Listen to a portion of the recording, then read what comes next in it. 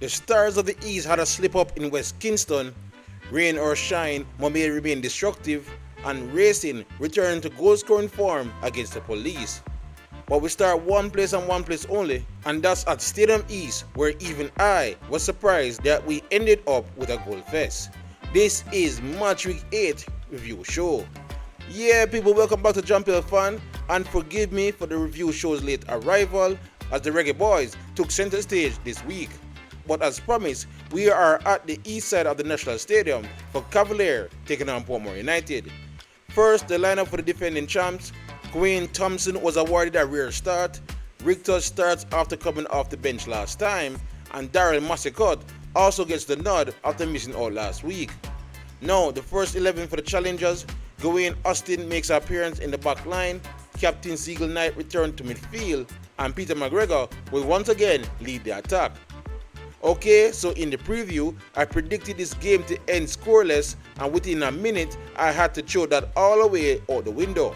From kickoff, Cavalier went route one, and it worked to spring the speedy Daryl Massicott, who then composed himself before dispatching the game's opening goal. 1-0 to the champs.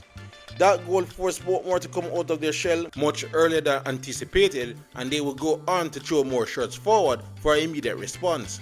It took some time, 80 minutes in fact, for the boys from Sun City to be on level terms. Some patient build up by Portmore before Shandy James decided to take a gamble, and it was a good thing he did because the shot was too much for Fur, who then parried out to awaiting Ronaldo Robinson. He then lashed home a left-footed shot to give his team the equalizer and make it 1-1. However, this sprang the Dunkin' Destroyers back into action as Cavalier once again had control of the flow and applied some real pressure to Portmore's defense as they seek to regain the lead. Russell in the Portmore goal alongside his defenders were doing well to keep Cavalier out, but he would not like to see a replay of this play right here, where he failed to stop a rather tame effort on goal from Quinn Thompson, who went ahead and make it 2-1. However, Peter McGregor and Portmore wasted no time to rain on their parade, as practically moments after, Javier Brown did extremely well to find himself free in the Cavaliers' box before cutting the ball back for McGregor, whose one-time finish beat the mercy of Fur in the Cavalier goal. And just like that, things are level once again. Then things got sloppy from Cavalier as Leng would clumsily give up an unnecessary penalty right before the end of the half. Robinson, who seemed to be developing a goal-scoring streak against Cavalier, would be the one to dispatch it and give Portmore their third goal of the night. 3-2 the score at half-time. Here, Coach Rudolph Speed turned to his main striker Shaquille Stein, who entered the game for Mackenzie to try and get Cavalier back into the contest. And when the half began, things returned to regular programming as Portmore had their usual defensive structure in place and Cavalier were probing to try and break it down. But all that zeal and optimism would leave the Cavalier players after they witnessed this unfortunate error from Fur in the 74th minute. It could be the conditions at work, but Portmore will not care one bit as they effectively wrapped up this game 4-2. But this is a team that hardly scored 2 goals in a match, much less 4, and they wanted to get their money's worth, but Fur redeemed himself somewhat with his great save on Brown's shot.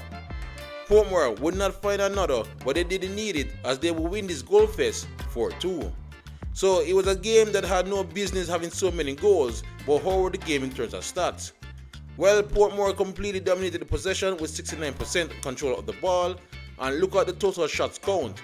Portmore attackers were off their leash tonight.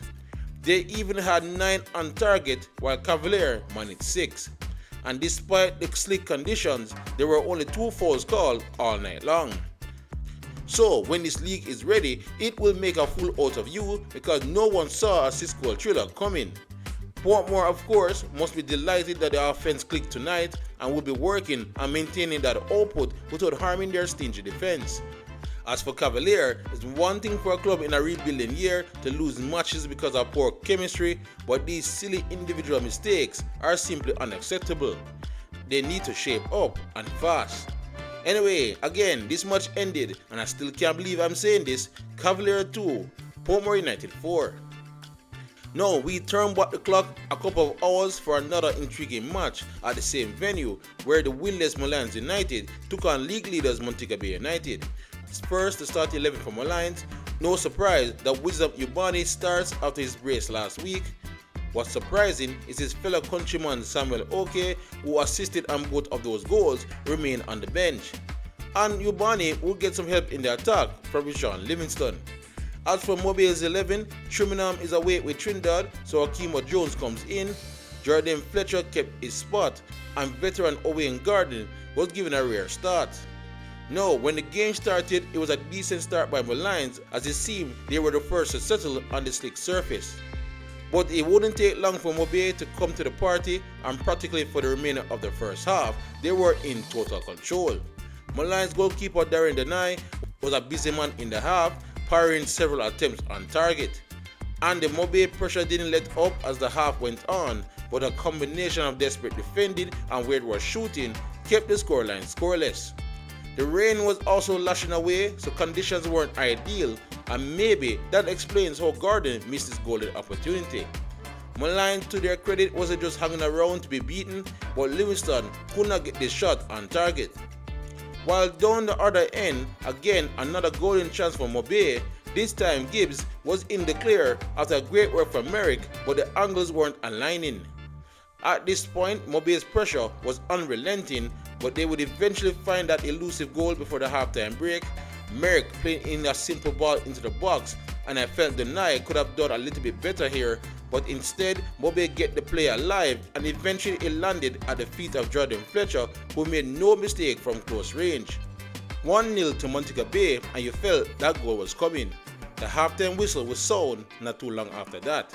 Second half now, and Mobile will continue to dominate the play, but they also knew it would be risky to leave things at a single goal advantage. They would come close again from this diving header from Gordon, but they would finally seal things in the 59 minutes, and it all started with this mazy run from Sterling, who caused chaos in the Molynes box. Before it landed at the feet of Fletcher once more, who got a shot off and beat Denai once again for his brace. 2-0, and that was the insurance goal they were searching for. From here, I'm not actually sure what went on since the live feed from the stadium got disrupted and I wasn't able to see the rest of the match. But there wouldn't be any changes to the scoreline anyway, so the league leaders got themselves another 3 points on the road. So a fine game by Mobile, but how were the game in terms of stats? I don't have possession stats, but you could pretty much guess Mobile led the way there. But my word, look at the total shots from the league leaders. 21 is extraordinary. They managed to get 10 of those on target, while Molynes only managed 2. And there were 2 yellow cards apiece for both teams. So another impressive and dominant display from Mobile as they managed to play some good football in some torrid conditions. The only blemish on this report card, they needed to do better in converting more of those chances. As for Molynes, they were swept away, and I don't mean by the rain, but by a superior team. This is one of those games where you just forget about it and prepare to take maximum points against the teams that sit around you. So once again, this ended Molynes United 0, Montego Bay United 2. Now we move on to Portmore's Vernita Park, where the second place Racing United was looking to keep pace with the top when they welcomed the visit of Spanish Town Police FC. First, Racing starting lineup, Captain Markovic Brown was given a rest, so he's out. Unfortunately, Javon Boschko is out with injury, but Tajay Grant is back from injury to help out the attack. As for the police, Ajani Brown will anchor the back line, Ferguson returns from suspension to play in midfield, and Facey and Elliston will continue their partnership up top. No, it was no surprise that Racing would be the more confident starters to the match. However, for all their dominance in the opening moments, Police were well organized and denied Racing any easy looks at goal. This was largely the pattern for majority of the first half, with a couple of failed counter attempts by Police sprinkled in. As a result, the halftime would arrive with no goals being scored. Second half now, and Racing once again started better and looked more composed on the ball. Dikai Ellis especially was starting to see more of the ball, and his good run here would help lead the ball arriving in the box for Tajay Grant to finish off the play for an easy goal on his comeback. 1-0 to Racing, and it was long in the making. That goal forced Police out of their shell and they had to come forward more often looking for a response. but that also meant that there was finally space for racing attackers to operate, and they did exactly that on this counter. Although the pass sent Grant too wide initially, he recovered well before laying it on a platter for Cunningham to extend racing lead at 2-0. Credit to police after that, they kept their heads up and were still pressuring the racing back line to try to find a goal back, but they lacked the quality in the final third. As for racing, Ellis was having the time of his life with all the new space he has been awarded since the second goal and was denied finding a third by Samuels in the police goal. From here, we got a very open game with both teams leaving enormous space behind the back line, almost daring each other to score if you're bad. However, I'm not too sure Racing head coach Anthony Patrick was too happy about this, as a goal from police now will most likely give them momentum to find another, so he would want his team to find their third goal quickly. But his fears were finally laid to rest in the 87th minute when substitute Beckles received this nice chip pass in free space in the box before calmly shooting past Samuels to finally kill the match off. So it was finally a return to winning ways for Racing, but however the game turned to stats. Racing dominated total shots with 9 compared to Police 3. 4 were on target for Racing, while Police only managed 2 on target. Okay, let's begin with Racing. It took them some time, but scoring 3 goals must be a huge relief for Racing fans after the goal failed to score in 3 previous matches. Tajay Grant played a huge role on his return, but the entire attack looked quite sharp in this match. As for Police, I give them credit for how they played in the first 50 minutes. They were disciplined, compact, and made things difficult for their hosts. Their transitional play still need work, however, because if they were a little bit sharper on some of those plays, the final result might have looked different. But anyway, once again this one ended, Racing United 3, Police FC 0. From here, we move east via the causeway and head to West Kingston, where Tivoli was hosting Harbourview. First, the starting lineup for the hosts, they once again had a change in goal as Nicholas Clark makes a return. Steve Clark was handed a rare start up front, but the big inclusion was star player Nicola Fuller for his first start of the season. As for the stars of the East, Alexander Jacobs started his second game in a row. Rashawn Oldfield also starts against his former team, and Trayvon Reed once again captained as they look for another win. No, it was a fairly even start by both teams in the beginning, but Fuller in particular was looking to make up for lost time. But Harbourview was not perturbed and would actually go ahead and find the game's opener. No pressure from Tivoli allowed Reed to find Thompson before he laid it up to a free Oldfield, who crossed it to another free player in yellow, Rowan Brown, for an easy tap-in. 1-0 and Tivoli had to play catch-up again. But Tivoli responded well, and via Fuller even tested Davis in the Harbourview's goal from this free kick, but it was a good save by the young shot stopper. But their tails were up now, and they would come close again from this shot from McCain, but it just sailed over the bar. Harbourview was barely hanging on, but when Fuller is on the field, giving up set pieces will always be dangerous. A point made in the 29th minute when Fuller's delivery found the head of Rodica Wellington, whose header found the back of the net. 1-1, and it was fully deserved. Harbourview themselves responding just as well to giving up a goal and try getting another goal from their own free kick, but this header flashed just wide of the target. But they had the momentum heading into the half, but they would have been hoping Thompson was a little bit more composed on display. 1-1 at the break. Second half now, and things were a lot more even to start. Both teams were having a hard time generating any chances, and things were getting a little bit chippy in the referee's eyes. At this point, it was all about who would take advantage of a mistake first, and Harbourview almost did just that, but Clark made the save against Brown's shot and cleaned up its own mess. At this point, heavy rain began to fall, making conditions even worse for good football, but Tivoli and Anthony Nelson in particular found themselves with a golden opportunity to find the winner, but Davis came up trumps again. But he would hang his head in shame from the ensuing corner kick, Fuller again with the delivery, and Barton Price with the back heel that somehow slipped through Davis's hands. 2-1 and a cruel way for any goalkeeper to lose the lead.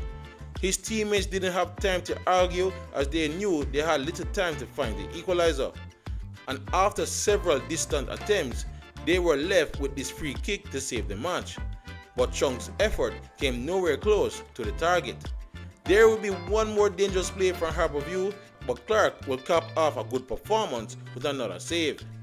And the final whistle will be blown not too long after that. So set pieces were the way to go for Tivoli, but how was the game in terms of stats? Harborview actually made more total attempts with 8 to Tivoli's 6. 4 on target for the home team and 5 was on target for the visitors. And there were 2 yellow cards apiece for both teams. Okay, I will begin with Tivoli. Not the ideal start, but they did well to keep their heads in the game to dig out a result. Fuller may not have scored today, but he also displayed that him and his Tivoli team can hurt you in multiple ways. As for Harborview, they allowed Tivoli to dictate things too much after taking the lead, and it will always be upsetting to lose a match from 2 set pieces.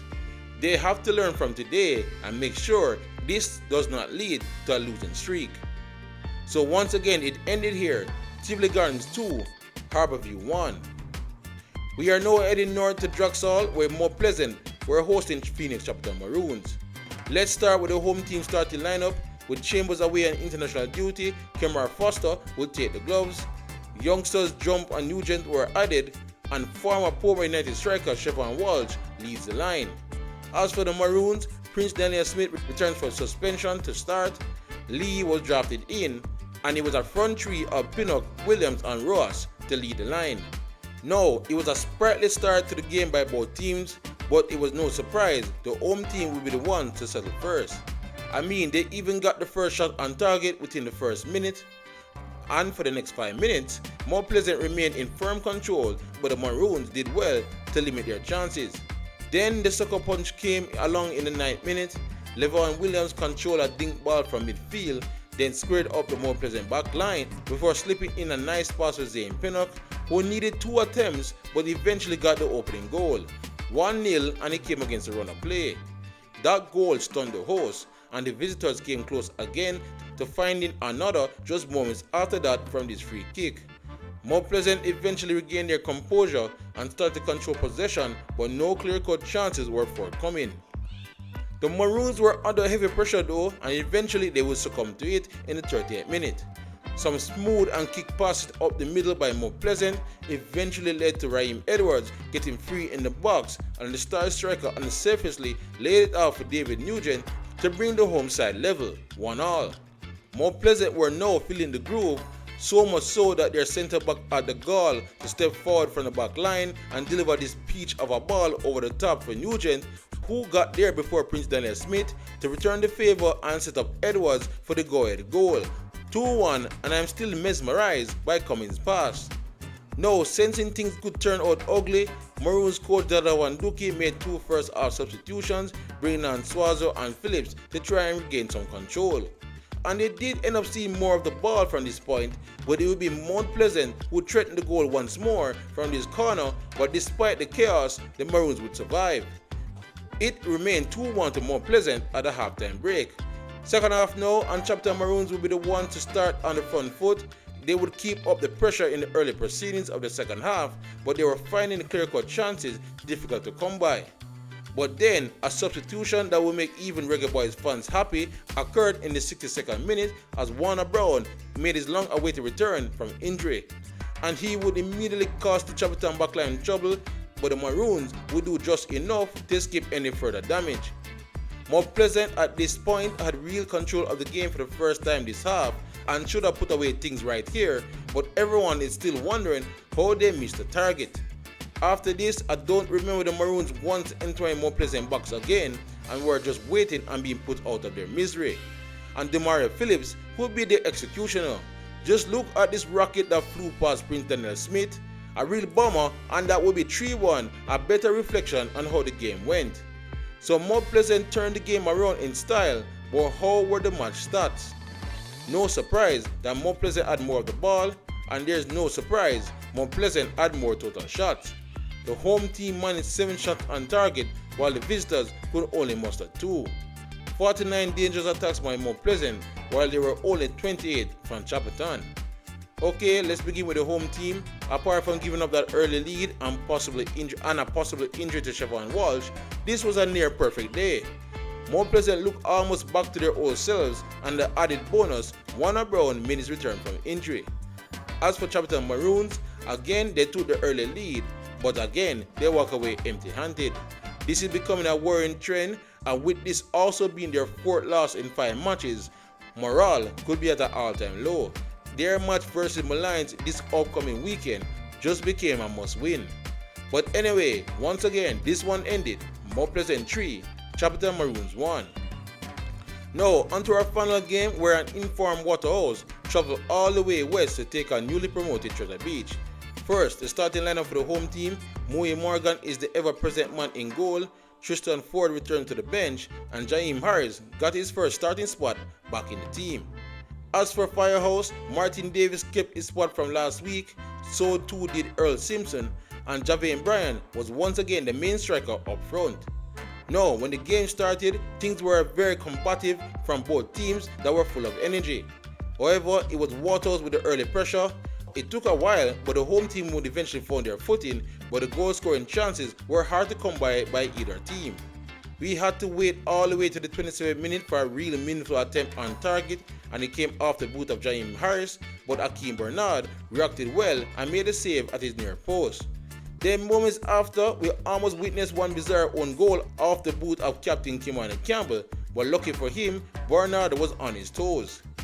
But Treasure Beach was now feeling confident and started to play some real good one-touch football in hopes of finding the opener. They will get their best chance yet to do just that in the 36th minute when Porter was clumsily brought down in the penalty area, forcing the ref to point to the spot. Jaheim Harris would be the Treasure Beach player to face off with Akeem Bernard from the spot, and the Waterhouse shot stopper would win this duel to keep the contest level. That would be the last major action before the halftime break. Second half now, and again Waterhouse would start the half the better, but then around the 49th minute they would cause themselves further trouble when Bernard took up a back pass and handed Treasure Beach an indirect free kick in their own penalty box. However, it was a wasted opportunity as home team didn't do much with that free kick. But the visitors would waste a big chance of their own just moments after that when they forced this turnover and went on the counter, and the ball fell to Deacon, who has been on superb form so far this season, but he could not keep his shot down. They would keep up the pressure and got a penalty of their very own when Martin Davis went tumbling down in the penalty box. Davis himself would decide to take it, but anything Bernard could do, so could the upright, as the post made a great save for Treasure Beach to keep things level. From here on out, it would be all Waterhouse as they became desperate to find the game's opening goal, but shot after shot would go begging from the men from Jewsland. They would come even closer with this shot/cross that went across the goal mount, but no one in blue and white was on hand to tuck it away. Then the unthinkable would happen. The game would see its third penalty kick, and the game would see its third penalty miss. Andre Fletcher, who had just came onto the field a minute ago, would be the man this time to miss his shot.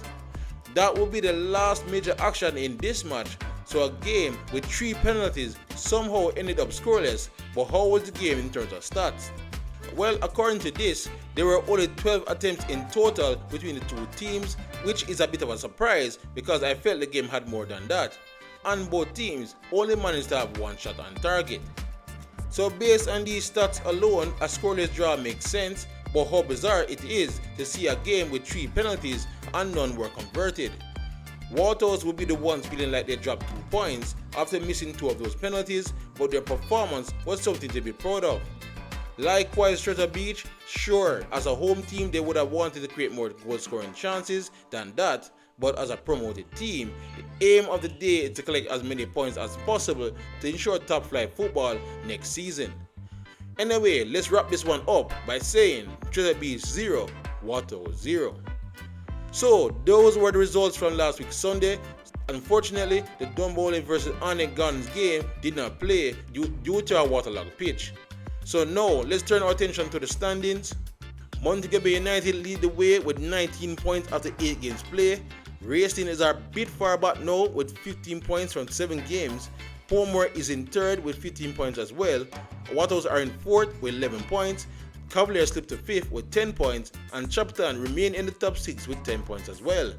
Mount Pleasant is all the way up to 7th now with 9 points from 5 games. Arnegans have 9 points from 6 games, and Treasure Beach also have 9 points from 8 games. Tivoli are in 10th now with 9 points from their 8 games played. Harborview took a step back to 11th with 8 points from 7. Molynes, which they could play, they have 7 points in 12, and Molynes, still looking for their first win, remain in the relegation zone with 5 points from 8 matches. And Spanish Town Police FC brings up the basement with 2 points from 8 games. But alright guys, again sorry that this one took so long to come out, but anyway, thank you all for watching, and please like, subscribe and share as we look to keep you all up to date on everything on the JPL leading up to the final in May. Otherwise, for great JPL content, you are already at the right place. Jump your fan. YouTube, big up yourself.